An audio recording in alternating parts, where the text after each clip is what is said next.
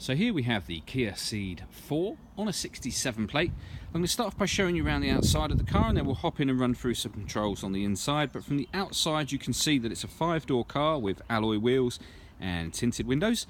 Let's start off inside the boot, and then we can work our way around the rest of the car from there. So as we approach the back of the car, you'll see we have reversing sensors. This car's also got a reversing camera, which I'll show you when we're inside the car. Plenty of boot space, as you can see, along with that 60-40 split folding rear seat. Okay, so we're just going to work our way back round to the front of the car now, and then we'll hop in and run through some controls. But now that we've done a full circle of the car, you can see not only is it in lovely condition the whole way around, but it's a fantastic looking car as well. Just briefly before climbing in, I think it's well worth seeing the interior from this exterior point of view. As you can see, the seats are full leather. There's plenty to run through on the dashboard, so let's hop in and we'll do that right now. Okay, so now that we're inside the car, we're going to start off with the dials. On the left hand side we have the rev counter, we have the speedometer in the middle, and then on the far right hand side the fuel gauge. You can see within that speedometer you have a trip computer. That includes the total miles on this car of 7,833. You can change the information on the trip computer itself by using buttons on the steering wheel. There's various different menus: satellite navigation, an audio menu, vehicle settings, and user settings. So plenty of things to do. And those buttons I was using a moment ago are on the bottom right hand side of the steering wheel here. Above which we have cruise control and speed limiter, and we have the ability to change the firmness of the steering. Give that button a push and it will change it from sport mode to comfort to normal, or back to sport again. So sport mode would be firmer steering, comfort would be lighter steering. So for parking, for example, and normal is where you'd have it 99% of the time. Over on the left hand side we have stereo controls, as well as some controls for the phone. So we can answer and end phone calls, and we have voice activation for the phone. If you were to hit that button and ask it to dial anyone in your contacts list, it will do that for you without you having to take your phone from your bag or pocket.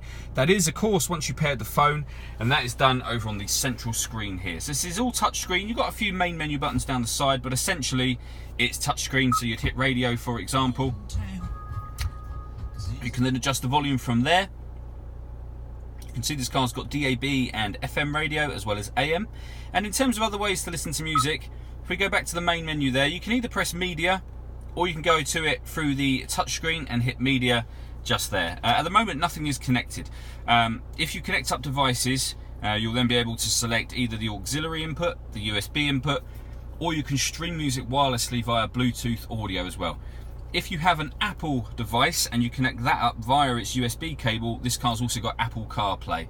There's full videos showing how that works, how the satellite navigation works as well, all on our website and on our Facebook page, so it's well worth checking those out. And I did mention when we were at the rear of the car that this car had a reversing camera.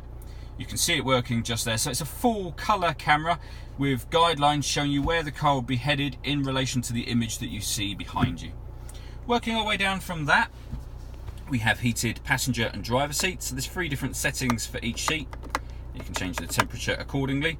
We can turn off the traction control, and we can lock the car doors from the outside as well. We then have dual zone climate control, so you can adjust the temperature on either side of the car. You can adjust the fan speed up and down from here, and once you're happy with all of that, you can pop the air conditioning on, or hit that button and you'll put on the automatic climate control, so the car will maintain those temperatures for you by taking control of the fan speed, which you can hear it doing in the background there. You can just override that by readjusting the fan speed accordingly.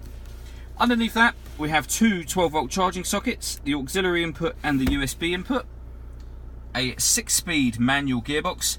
Directly in front of that gearbox we have a button to turn on or off the parking sensors, and this button is for the autonomous parking. So hit that button, follow the instructions up here, and this car is able to park itself.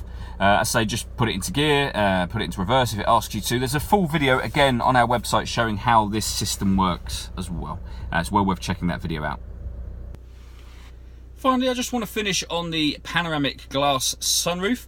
So first thing we need to do is open up the visor that is currently covering the glass roof.